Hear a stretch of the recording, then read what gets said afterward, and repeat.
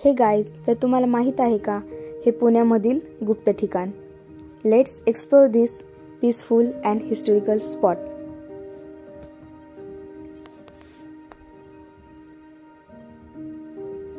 बघा, मंदिराच्या बाहेर मोठा नंदी आहे, पण हे खूप जुनं असल्यामुळे यामध्ये जाण्यास बंदी आहे.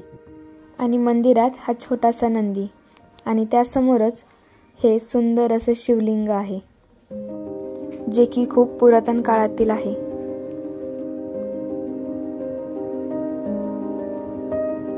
आणि त्याच्याच बाजूला राम, लक्ष्मण आणि सीतेची मूर्ती देखील आहे.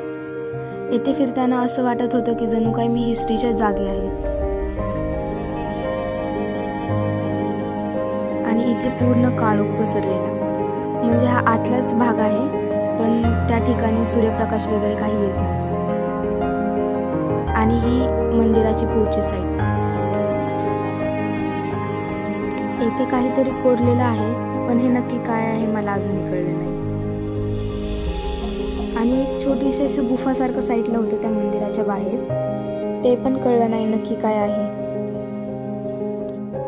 आणि हा आहे लेण्याचा फुल व्ह्यू.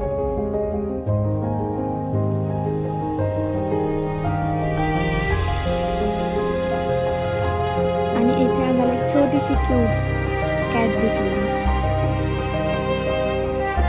तिच्यासोबत थोडंफार खेळलो आणि शेवटी ह्या व्लॉगचा एंड झाला.